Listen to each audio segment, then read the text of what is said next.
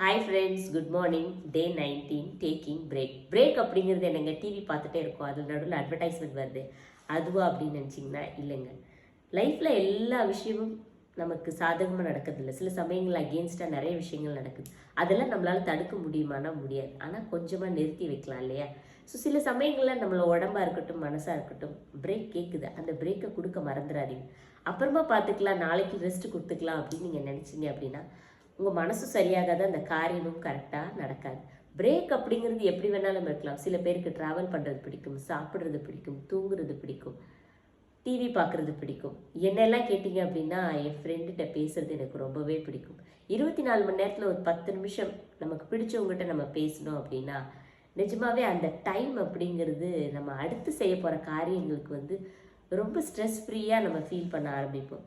இந்த விஷயத்தை அப்புறமா பார்த்துக்கலாம் நீங்கள் நினச்சிங்க அப்படின்னா நிஜமாவே உங்களோட ரிசல்ட் டெய்லி டெய்லி கம்மியாயிட்டே இருக்குது அப்படிங்கிறத நீங்கள் பார்க்கணும். இதெல்லாம் நிஜமாவே நடக்குமா அப்படின்னா நிஜமாக நீங்கள் செஞ்சு பாருங்கள். ரியல் டைமில் நான் நிஜமாவே இதெல்லாம் ஃபீல் பண்ணியிருக்கேன்.